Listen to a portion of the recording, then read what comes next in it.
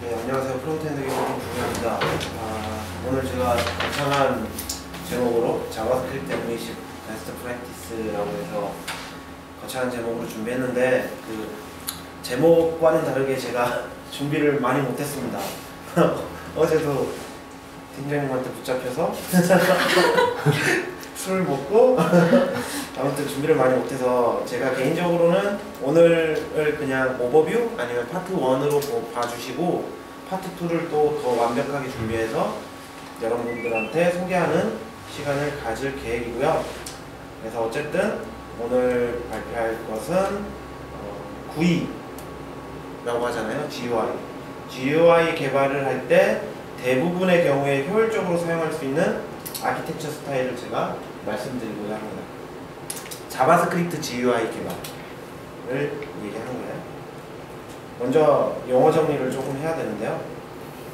도메인 로직 그리고 비즈니스 로직 이런 거는 모델 레이어에서 구현해야 하는 관심사이고 그리고 그게 무엇인지는 여러분들이 다들 잘 아실 거예요. 근데 개발을 하다 보면 입력을 어디서 처리해야 하는지 그리고 뷰가 모델의 상태 변화를 구독해야 하는지 그리고 컨트롤러는 어디까지 구현해도 괜찮은지 막 개발하다 보면 헷갈리거든요. 네, 저 역시 그랬고요. 그리고 뭐 MVC를 기반으로 뭐 여러가지 UI를 개발하면서 제가 개인적으로 깨달은 것들도 있고 그래서 그런 것들을 좀 세분화해서 용어를 정의하려고 합니다. 제가 깨달은 거는 뭐냐면 UI 로직에도 논리가 있다는 거거든요. 프리젠테이션 로직에도 논리가 있다라는 걸 깨달았고요. 그래서 프리젠테이션 로직과 UI 논리 로직이 분리돼서 관리되어야 한다라는 생각을 했었어요. 그래서 UI 논리 로직은 프리젠테이션과는 별도의 관심사로 볼 수 있기 때문에 유지보수를 위해서나 뭐 효율성을 위해서나 테스트를 위해서나 따로 관리되어야 하고요. 그래서 UI 논리 로직은 UI에 어떤 행위를 시킬 것인지 결정하는 논리 로직을 말합니다. 안 알았나요? 뒤에서 코드를 보면서 조금 더 이해할 수 있는 시간을 가질 수 있을 것 같고요. 어쨌든 중요한 거는 UI 논리 로직과 프리젠테이션 로직을 따로 관리한다라는 게 가장 중요할 것 같아요. 자, 그 다음에는 프리젠테이션 로직. 이거는 여러분들이 이해하고 있는 그대로고요. UI를 실제로 변경하는 로직을 말합니다. 뭐 예를 들어 돔을 셀렉팅해서 get element by id 셀렉팅을 한 다음에 점 스타일 해서 안에다가 뭐 컬러 레드 이렇게 준다던가 실제적으로 UI의 스타일을 변경하는 로직을 프레젠테이션 로직이라고 보시면 돼요. 그리고 아까 UI 논리 로직은 어떤 상황 예를 들어 버튼을 클릭했는데 이때 얘가 체크드 된 상태인지 그러니까 뭐 모델의 상태랑 비교할 수도 있고요. 그래서 뭐 모델의 상태로 보면은 모델의 뭐 랭스가 5개 이하면은 뭐 레드로 해줘라. 5개 이상이면은 뭐 빨간색으로 해줘라. 뭐 이런 그 판단, 그 프리젠테이션을 그리기 위한 어떤 판단, 로직 그런 거를 UI 논리 로직이라고 저는 정의를 했습니다. 이렇게 보시고 그 다음에 여기까지는 뷰 레이어에 대한 용어고요. 여기에서는 컨트롤러에 대한 용어인데요. 입력 분석 로직하고 요청 처리 로직이 따로 있어요. 이거는 지금은 대부분의 여러분들이 MVC로 자바스크립트를 개발을 하면 다 요청 처리 로직이거든요. 근데 전통적인 MVC에서는 컨트롤러가 입력 분석 로직을 담당을 했었습니다. 근데 지금은 입력 분석 로직을 작성할 필요가 없는 거죠. 용어 정의를 해보면 입력 분석 로직은 행위, 좌표, 상황 등을 고려해서 어떤 요청인지 판단하는 로직이에요. 무엇이냐면 지금 여러분들이 캔버스에 게임을 만든다고 해봐요. 근데 캐릭터를 오른쪽 마우스 클릭한다 라고 하면 버튼 오른쪽 마우스 클릭하는 거랑 차이가 완전 다르거든요.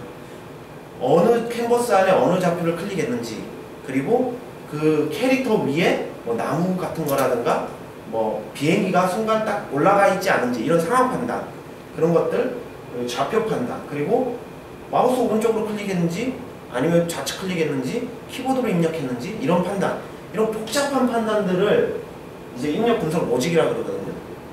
그래서 그 전통적인 스몰토크 80 MVC 시절에는 그 컨트롤러가 입력 분석 로직을 담당했었다라는 걸 아시면 좋겠고요.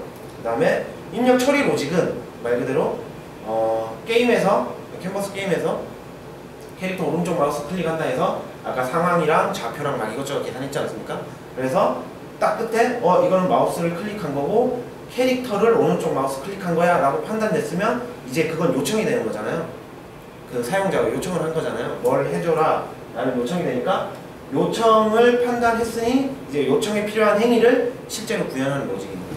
뭐 인벤토리 뷰한테 쇼 해준다든가 아니면 모델의 어떤 상태를 바꿔준다든가 뭐 이런 것들을 해주는 걸 입력 처리 로직이라고 보시면 됩니다. 이 네 가지 용어 기억해 주시고요. 자, 그래서 가장 먼저 MVC를 이해해 보려고 하는데요. 현재는 처음 고안되었던 MVC에서 많이 변화해가지고 뭐 별로 필요 없다라고 느낄 수 있지만 최초에 어떤 문제를 해결해야 하는지 이해할 필요가 있어요. 왜 그래야 되냐? 본질과 역사를 이해해야 되거든요. 이런 것과 같아요. 본질과 역사 이해 없이 MVC를 논한다는 것은 마치 진화한 바이러스가 어떤 식으로 진화했는지 이해하는 과정 없이 백신을 만드는 거랑 똑같습니다. 제가 이렇게 얘기를 해드리는 겁니다. 그래서 본질과 역사 일단 알아야 돼요. 그래서 슬라이드를 준비했고요. 가장 처음은 스몰토크 80에서 MVC가 처음 나왔습니다. 트리급의 린스카그가 1979년에 처음 고안을 했거든요. 제가 태어나기 훨씬 전이죠. 당시는 프리젠테이션과 도메인이 혼재되어서 구현했기 때문에 어플리케이션의 복잡도가 엄청 높았어요. 근데 이분들이 원했던 거는, 이분들이 가장 큰 문제라고 여겼던 거는 모델의 재사용성이었습니다. 동일한 도메인을 사용하는 사용자 인터페이스를 만들어도 처음부터 다시 개발해야 됐거든요. 오른쪽 그림을 보면 가장 유명한 그림인데요. MVC에서. 이게 주 목적이었거든요. 하나의 데이터를 꺾은선 그래프와 원형 그래프와 이제 막대 그래프가 다 쓰는데 이게 여기에 혼재되어 버리니까 똑같은 데이터를 다룸에도 불구하고 얘를 만들면 처음부터 다시 다 개발했어야 됐어요. 그래서 도메인을 떼어내서 도메인을 재사용할 수 있도록 하자. 이게 주 목적이었고요. 그래서 도메인과 프레젠테이션을 분리하면 사용자 인터페이스가 변경되고 모델은 재사용 가능할 것으로 보고 두 관심사를 분리하기로 했습니다. 최초의 목적은 그렇습니다. 이런 형태로 분리를 했었습니다.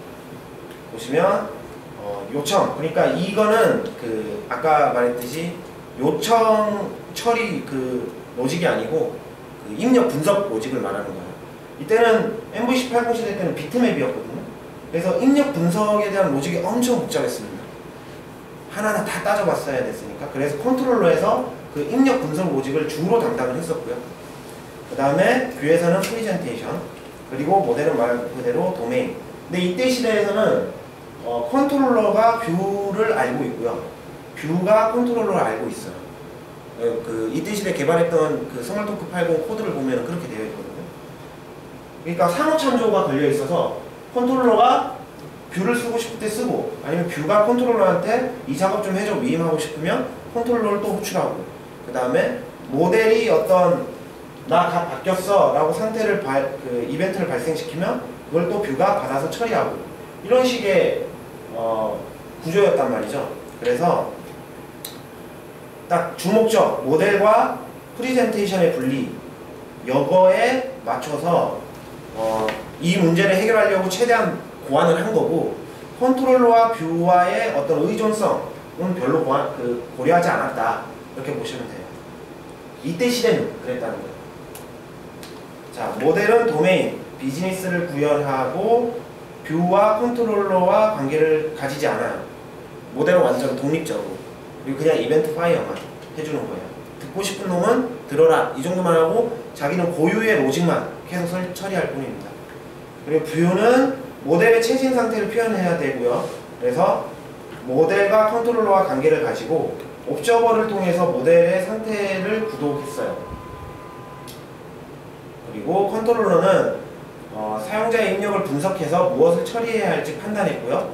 그 다음에 모델과 뷰랑 관계를 가지고 가장 중요한 건 뷰와 1대1 쌍으로 존재했습니다. 무슨 소리냐? 똑같은 도메인을 써도 여러분들이 이제 캔버스로 뭘 만든다고 쳐요. 그러면 도메인은 똑같아요. 그럼 모델은 재사용할 수 있죠. 그리고 꺾은선 그래프 캔버스에 꺾은선 그래프를 그렸어요. 그럼 뷰 객체가 있겠죠. 그리고 여기에서 어떤 입력을 받는 컨트롤러가 있어요. 그러면 이 컨트롤러에 엄청 많은 복잡한 그 입력 분석 로직이 있겠죠. 좌표 뭘 찍었냐, 뭐 어떻게 했냐. 그러다가 원형 그래프를 캔버스로 또 만들었어요. 그러면은 꺾은선 그래프의 컨트롤러는 재사용할 수 없어요. 왜냐면 좌표도 다 바뀌고 입력 분석 로직 자체가 다 바뀌거든요. 그래서 새로운 뷰를 만들면 컨트롤러도 덩달아서 1대1로 새로운 컨트롤러가 생겼었습니다. 그래서 옛날에는 컨트롤러와 뷰와 1대1 쌍으로 존재했었어요. 새로운 뷰가 만들어지면 컨트롤러도 새롭게 1대1 만들었고, 그리고 재사용할 모델을 이제 의존해서 개발을 했었습니다. 자, 모델에 대해서 추가 내용을 얘기 드리면, 몇십 년 전부터 옵저버 패턴이 MVC 아키텍처에 포함되었다는 사실을 모르는 개발자가 많아요. 네, 그때부터 있었어요. 네, 좀 놀라운 사실일 수도 있고요. 스몰토크 80의 MVC에서는 뷰가 모델을 감시하고, 그리고 뷰와 모델의 통신을 옵저버 패턴으로 이렇게 해결을 한 형태였습니다. 뷰와 컨트롤러는 상호찬조로 구현을 했었고요. 주 목적이 모델의 재사용이었기 때문에 컨트롤러와 뷰의 의존성에는 큰 의미를 두지 않았던 것 같아요. 네. 뷰가 하나 있으면 뷰를 대응하는 컨트롤러가 반드시 하나 존재했고, 그리고 비트맵이었던 시절이기 때문에 그럴 수밖에 없었던 것 같습니다. 컨트롤러는 입력 분석, 그리고 뷰는 프리젠테이션이라는 관심사로 분리했지만은 결국에는 상호찬조하기 때문에 강하게 결합되잖아요. 그래서 마치 하나의 객체처럼 강하게 결합된 형태였다고 생각하시면 돼요. 자, 컨트롤러. 옛날에는 사용자의 입력 분석 처리가 복잡했어요. 네, 이거는 아까 계속 설명 중간에 얘기 드렸고요. 캔버스 얘기는. 그래서 그런 복잡한 분석 처리가 필요했고, 그 로직은 컨트롤러에서 담당을 했었습니다. 네. 그리고 분석 후 어떤 요청인지 파악되면 모델과 뷰를 사용해서 요구사항을 해결했던 거죠. 이런 식으로 옛날에 구조가 있었고요. 지금은 이런 식으로 개발하면 큰일 나죠. 자, 이때 문제점은 유연성이나 유지보수성, 그리고 테스트에 되게 악영향을 미치는 컨트롤러와 뷰의 간결한 문제가 있었고요. 네, 뷰가 변경되거나 하면 컨트롤러도 막 같이 변경되고 여러 가지 문제가 있었고요. 그리고 어디서 UI 논리 로직을 구현할 것인지 명확히 정의되어 있지 않았습니다. 아까도 말씀드렸지만 UI 논리 로직과 프리젠테이션 로직은 다르다고 그랬잖아요. UI 논리 로직을 컨트롤러에서 구현해야 할지 뷰에서 구현해야 할지 이게 명확히 구분되어 있지 않다 보니까 어떤 사람은 컨트롤러의 UI 로직을 다 넣어놓고 어떤 사람은 뷰의 UI 로직을 다 넣어놓고 이런 식으로 개발했었던 거죠. 그리고 문제 3번은 멀티뷰에 대한 아키텍처 스타일이 정의되어 있지 않았어요. 뷰 안에 어떤 또 다른 뷰가 있고 그 안에 또 다른 뷰가 있고 이런 식의 멀티뷰 아키텍처 스타일이 정의되어 있지 않았는데요. 이거는 이제 그 확장 MVC라고 해서 일본 개발자가 논문을 발표한 논문이 있습니다. 거기서 스몰토크 80 MVC에서 그 멀티뷰 아키텍처 스타일을 추가한 확장 MVC로 발전하게 됐었고요. 그리고 문제 4번 복잡한 뷰를 가진 애플리케이션이나 유저 인터랙션이 많은 애플리케이션에는 복수의 컨트롤러에 크게 의존되므로 구현의 한계가 있다. 당연히 막 여러 개의 뷰가 있으면 그거랑 1대1 매핑되는 컨트롤러가 또 여러 개 있고 그리고 그게 서로 또 간결합되고 이런 문제점이 있었던 거예요. 네, 그래서 현대에는 굉장히 맞지 않은, 그리고 캔버스 개발할 때는 모르겠어요. 네, 하지만 지금 우리가 개발하고 있는 웹 UI에서는 되게 맞지 않은 스타일이죠. 근데 아직도 이런 그 옛날 그 고전의 스몰토크 80 MVC를 진짜 MVC는 여가 하나라고 오해를 하고 모든 경우를 이런 식으로 문제 해결하려고 하는 사람들이 많아요. 그래서 그러지 않아야 좋은 UI 아키텍처를 할 수 있다라는 걸 얘기해드리고 싶고요. 그래서 이 여기에서 발전해서 나왔던 게 바로 MVP입니다. 애플 컴퓨터랑 IBM이 공동으로 설립한 텔리젠트에서 발표한 GUI 아키텍처고요. 그래서 MVC의 문제를 개선하고 새로운 환경에 맞도록 변형한 패턴이라고 보시면 됩니다. 프리젠터는 진행자로서 UI 논리 로직을 구현하고요. 아까는 UI 논리 로직이 뷰에 있냐 컨트롤러에 있냐 명확하지 않다 그랬죠. 근데 이때는 UI 논리 로직을 프리젠터에 구현을 하자라는 어떤 암묵적 정의가 있었고요. 그리고 프리젠터는 뷰의 인터페이스를 의존한다. 이때부터 여러분들이 사용하시는 백분과 같은 개념이 나오게 된 거예요. 어떤 인터페이스로 정의한 뷰가 있고 컨트롤러는 그 뷰를 바꿔치기 해서 컨트롤러가 마치 재사용되는 것처럼 이런 식으로 사용할 수 있게 되는. 그래서 지금 백분 보면은 뭐 뷰에 렌더라는 함수가 꼭 있잖아요. 그런 것처럼 뷰의 인터페이스를 의존. 그러니까 컨트롤러가 뷰를 의존하는 게 아니고 이제 컨트롤러가 뷰의 인터페이스를 의존한다 라고 보시면 돼요. 그래서 이런 방법을 이용하면 UI 논리 로직을 재사용할 수 있을 뿐만 아니라 유닛 테스트에서 목표를 이용할 수 있다라는 게 있는데요. 이거는 뒤에서 차근차근 설명해 드리겠습니다. 그래서 MVP는 두 가지 타입이 있어요. 슈퍼바이징 컨트롤러 타입이 있고요. 그리고 패시브 뷰 타입이 있습니다. 하나씩 설명해 드릴게요. 자, 슈퍼바이징 컨트롤러는 이런 식으로 객체 통신을 해요. 전통적인 거랑 다른 걸 보면은 이제 프리젠터랑 뷰가 상호천조하지 않죠. 프리젠터는 뷰를 알고 있고 그리고 뷰를 리스닝하고 있을 뿐입니다. 그래서 뷰가 프리젠터를 알고 있진 않아요. 그리고 모델이 이벤트 파이어를 프리젠터한테도 해주고 뷰한테도 해주는 형태입니다. 그러니까 슈퍼바이징이 그 감시 감독이잖아요. 그래서 프리젠터가 뷰도 감시 감독하고 모델도 감시 감독하고 그래서 총체적으로 진행을 하는 그런 역할이라고 보시면 되겠고요. 그래서 요청을 이때는 이제 입력 분석 로직이 아닌 요청 처리 로직을 보시면 되겠고요. 그래서 입력 분석 로직은 브라우저에서 지금 우리가 웹 애플리케이션을 개발할 때 입력 분석 로직은 브라우저에서 알아서 해주잖아요. 그냥 거기다 우리가 클릭 리스너를 걸면 그냥 바로 좌표 계산 없이 뭐 이벤트 버블링도 우리가 직접 구현할 필요 없이 그냥 브라우저가 알아서 해주지 않습니까? 그래서 입력 분석 로직은 이제 처리할 필요가 없어졌어요. 저희가 그냥 요청에 따른 어떤 처리를 해줄 것인가 이런 로직만 구현해 줬으면 됩니다. 이런 식으로 통신을 했고요. 네. 그래서 모델은 변함이 없습니다. 여전히 도메인, 비즈니스를 구현하고요. 뷰는 컨트롤러와 관계를 가지지 않고 상호천조하지 않습니다. 그리고 사용자 요청은 뷰를 통해서 유입되고 그리고 이런 방식이 기존 MVC랑 다르다고 보시면 됩니다. 그러니까 이전에 스몰토크 80 MVC랑 다른 거예요. 그리고 UI 논리 로직과 프리젠테이션 로직을 뷰가 구현할 수 있는데 무슨 말이냐면 모델을 리스닝 하다 보니까 뷰가 직접 리스닝 하다 보니까 얘가 뷰를 어떨 때 어떻게 그릴까를 얘가 직접 판단할 수 있었습니다. 이때는. 그래서 뷰가 되게 액티브하다라고 보시면 되거든요. 그래서 뷰가 이제 논리 로직과 프리젠테이션 로직을 구현하기도 했었고요. 프리젠터를 보면 MVC와 다르게 컨트롤러도 옵저버를 통해서 모델의 상태 변경을 구독하게 됐어요. 그리고 뷰와 모델 모두 감시 감독만 하고 UI 논리 로직을 구현해요. 이때 특정 뷰와 관계를 갖는 것이 아니고 중요한 거는 뷰의 인터페이스와 관계를 갖는다. 이게 제일 중요하고요. 그래서 여기서 보면은 이제 여기도 UI 논리 로직이 들어갈 수 있고 여기도 UI 논리 로직이 들어갈 수 있잖아요. 그래서 아까 얘기했던 관심사의 분리 UI 논리 로직과 프리젠테이션 로직의 관심사의 분리가 조금은 힘들었던 그런 아키텍처링 방식이라고 보시면 됩니다. 자, 요청에 대해서 한번 조금 더 이야기를 드리고 싶은데 스몰토크 80 때는 입력 분석 로직이 많이 복잡했고 아까 계속 얘기했던 것처럼 컨트롤러에서 따로 구현했었지만 날이 갈수록 복잡한 입력 분석 로직이 필요 없어졌어요. 이제 다 시스템이 추상화해서 API로 제공을 해주는 거죠. 그래서 사용자 입력은 뷰를 통해서 유입하게 됐습니다.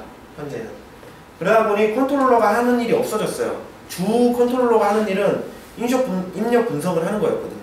근데 그게 없어지고 그래서 모델을 감시하고 뷰를 감독해서 UI 논리 로직을 처리하는 프리젠터, 그러니까 진행자로서의 역할로 변하게 된 겁니다. 그래서 네, 주의를 잠깐 읽어보시면 사용자 요청에 대해서 이게 좀 오해가 있어요. 그 입력을 뷰가 받는다라고 하면은 입력 처리 로직도 막 입력 분석 로직도 뷰가 다냐 막 이런 식으로 오해를 하는 분들도 있고, 그러니까 커뮤니케이션에 이제 혼란이 있거든요. 그래서 사용자 요청에 대해 어떤 처리를 할 것인가가 아니고 입력 사용자 요청이 무엇인가를 판단하는 입력 분석 로직이 필요 없어졌다는 것이지, 그 요청에 대한 처리는 프리젠터에서 구현을 한다. 그 로직 자체는 이렇게 보시면 되고요. 자, 슈퍼바이징 컨트롤러의 문제점으로는 기본적으로 프리젠터에서 UI 논리 로직 구현을 담당하지만 뷰에서도 구현될 수 있다는 거, 네, 이런 게 있고요. 그리고 뷰가 적극적이기 때문에 뷰가 없으면 테스트를 하기가 힘들어요. 전체적으로 엮여 있고, 우리 논리 로직이 뷰에도 포함되어 있다 보니까 뷰가 없으면 테스트 코드를 작성하기가 힘듭니다. 이런 문제가 있죠. 그래서 또 하나의 그 MVP 중에 하나가 패시브 뷰가 있어요. 이런 뷰가 굉장히 수동적이라는 거거든요. 그래서 보시면 모델과 뷰가 어떠한 관계도 갖지 않습니다. 그래서 요청은 여기로 들어오고 이 요청을 프리젠터가 리스닝 하거든요. 그래서 UI 논리 로직을 여기서 구현을 해서 얘가 진짜 말 그대로 진행을 해요. 모델의 값을 변동해야 되네 하면 변동을 하고, 그 다음에 뷰의 상태를 바꿔줘야 되네 하면 상태도 바꿔주고, 이런 식으로 합니다.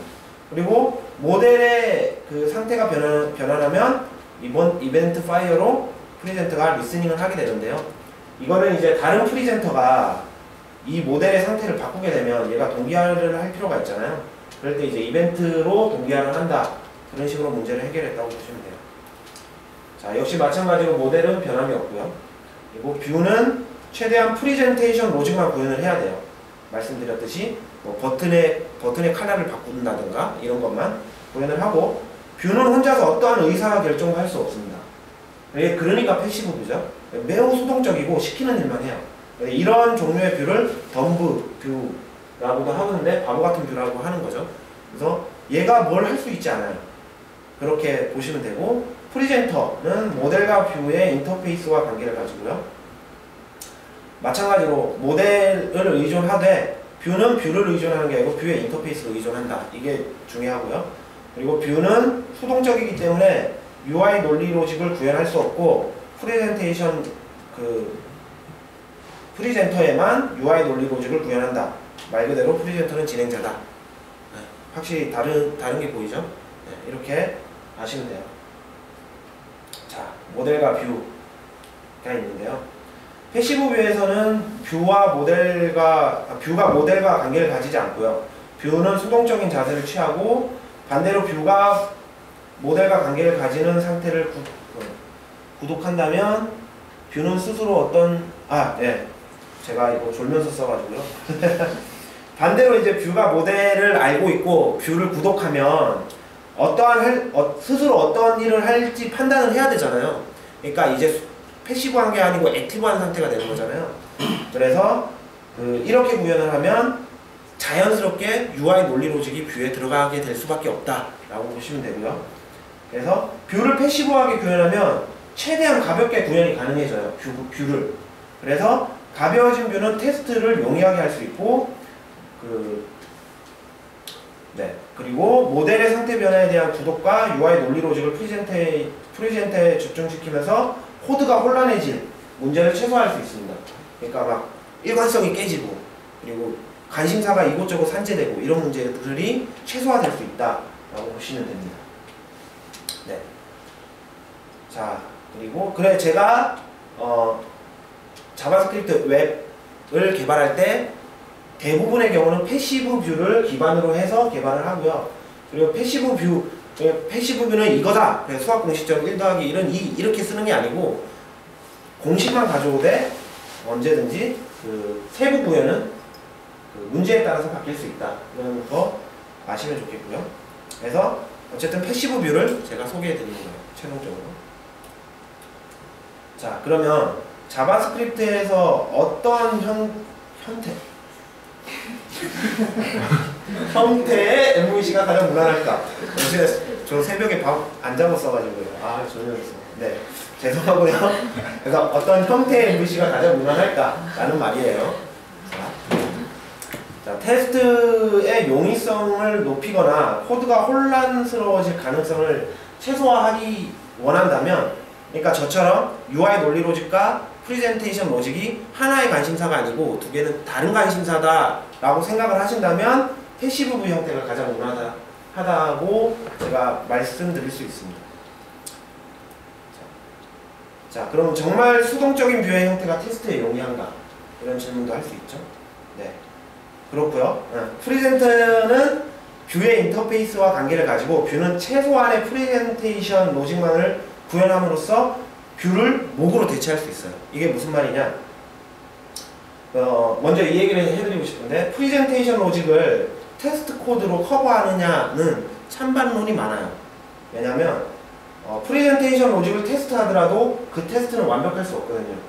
프리젠테이션의 버그는 대부분 우리가 이해할 수 없는 디바이스 자체의 버그일 확률이 높아요. 테스트 코드로 커버가 절대 되지 않아요.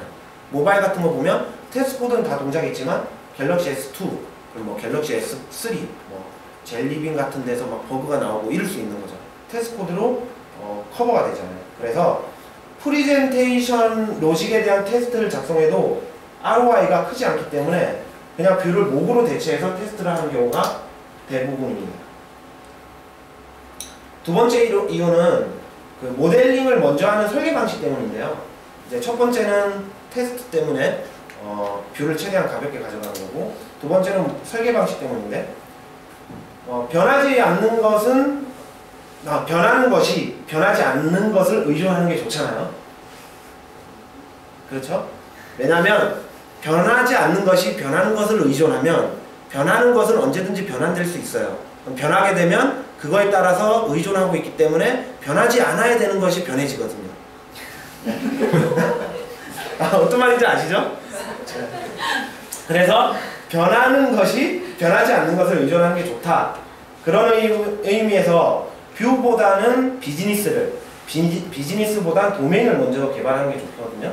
변하지 않는 것부터, 그리고 변할 가능성이 적은 것, 그리고 많이 변환하는 것, 이런 식으로 쭉쭉 내려가야 그 변하지 않는 것이 변할 일이 없어요. 만약에 뷰부터 개발을 하고 이 뷰를 개발해 놓은 다음에 도메인을 개발한다면 이 뷰의 어떤 그 요구사항을 도메인이 반영할 수밖에 없거든요.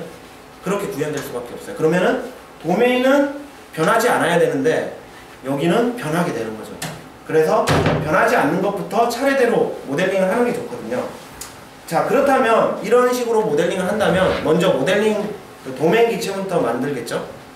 만든 다음에 도메인 객체를 사용하는 비즈니스 로직을 만들어요. 그 다음에 프리젠터를 만들겠죠. 근데 이때 우리가 뷰가 없어요. 그랬을 때 최대한 가벼워진 뷰, 인터페이스를 의존하잖아요. 그렇기 때문에 뷰 객체를 목으로 대체하고 프리젠터를 만들 수가 있는 겁니다. 그 다음에 최종적으로 뷰를 만들 수 있는 거죠. 이런 식의 설계 방식 때문에라도 뷰를 최대한 가볍게 가져가는 게 좋다라고 말씀드리는 거예요. 자, 이건 또 우리가 항상 고민하는 거, 사용자의 요청 처리는 뷰가 아냐, 프리젠터가 아냐, 이런 건데요. 자, 모델과 뷰의 참조가 자유로운 프리젠터에서 하는 게 가장 유용해요. 뷰는 소극적이라서 사용자의 요청이 모델의 자원을 필요로 하는 경우 대응할 수 없거든요. 그러니까 사용자 요청을 해서 자기가 판단하고 이거 모델이 필요하다, 그럼 모델한테 줘, 값을 줘 라고 하면 이제 그 순간 뷰는 액티브하게 되는 거죠. 그래서 패시브 뷰로 설계를 할 거라면 그 사용자 요청은 프리젠터에서 전부 가져가는 게 가장 좋은 방식입니다. 자, 그러면은 웹에서 엘리먼트를 셀렉팅 해야 요청을 처리할 거 아니에요? 클릭, 리스너 걸 거 아니에요? 그러면 엘리먼트 셀렉팅 어디서 하는 게 좋냐? 이런 질문이 또 있죠. 자, 뷰에서 엘리먼트 셀렉팅을 하는 게 가장 좋아요. 왜냐? 프리젠테이션에 필요한 리소스는 엘리먼트고 이를 적극적으로 사용하는 것도 뷰이거든요. 그래서 프리젠터는 엘리먼트를 통해 사용자 요청을 리스닝하는 것 외에는 아무것도 사용하지 않아요. 그냥 논리 로직만 있을 뿐이고, 프리젠터에서 엘리먼트의 스타일을 바꿔준다거나 엘리먼트의 클래스명을 바꿔준다거나 이런 행위를 하면 안 돼요.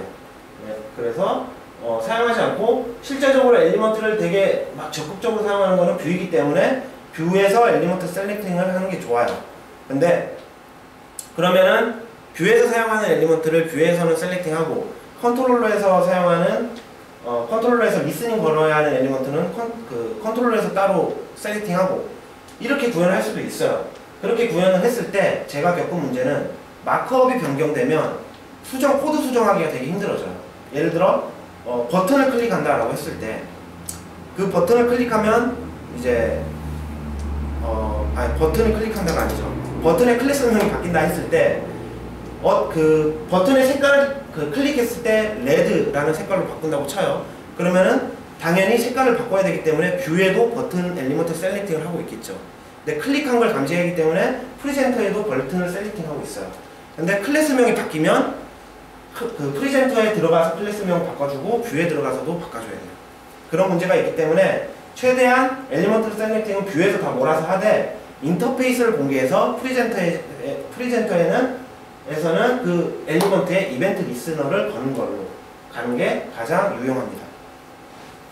자, 계속 지금 목 아프도록 얘기하고 있는 거 UI 논리 로직은 어디서 구현하는가? 네, 프리젠터에서 구현을 하고요. 뷰는 프레젠테이션 로직만 구현하고 어떠한 UI 논리 로직도 있어서는 안 돼요. 있으면 혼란해져요. 되게 안 좋아집니다. 그런 것들을 또 얘기해드리고 싶고, 자 마지막으로 HTML은 뷰가 아닌가. 사람들 관점에 따라서 HTML을 뷰로 보느냐, 돔을 뷰로 보느냐, 자바스크립트 객체를 뷰로 보느냐에 따라서 설계가 완전히 달라져요.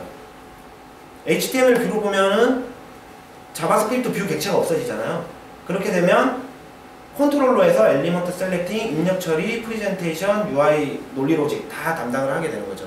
그래서 우리가 그걸 뷰 컨트롤러라고 부르고 설계를 하기도 하는데, HTML은 뷰가 아니냐라는 질문에는 HTML은 뷰가 아니라고 생각을 합니다. HTML은 템플릿으로 보는 게 적합하고요. 하지만 우리가 돔을 셀렉팅해서 엘리먼트를 가져오잖아요. 그거는 뷰로 보는 게 좋아요. 최소 단위의 엘리먼트 뷰라고 보시면 되고요. 스몰토크 80에서 메뉴를 하나 만들면 엘리먼트 뷰 클래스를 만들어야 되거든요. 엘리먼트 뷰 클래스를 만든 다음에 그것들을 종합한 셋 뷰를 만들어야 돼요. 마찬가지로 우리도 엘리먼트 뷰를 최소 단위의 작은 뷰로 보고, 그리고 자바스크립트 구현 시 생성하는 뷰 클래스는 여러 개의 엘리먼트 뷰를 조합한 큰 범위의 뷰라고 보시면 됩니다. 이해되셨죠? 커피를 안 먹고 와가지고 목이 마르네요. 네, 그렇게 보시면 되고요. 질문이 하나 더 있었네. 자, 이거 진짜 중요한 질문이에요. 이런 식으로 구현하는 게 항상 좋냐라는 건데요. 제가 얘기 드리고 싶은 거는 그 웹 애플리케이션에 우리가 개발하는 규모일 때, 우리가 개발하는 규모에서는 이런 식으로 패시브 뷰 스타일로 이 정도의 제약 조건을 가지고 개발을 하면 진짜 효율적이었다 라는 생각으로 베스트 프랙티스로 여러분들께 소개해 드리는 거고요. 근데 이 범위를 넘어가는 것들, 새로운 문제들은 이제 다른 식으로 해야 되는 거죠. 그러니까 은탄하는 거 없다 그러잖아요. 모든 경우에 완벽한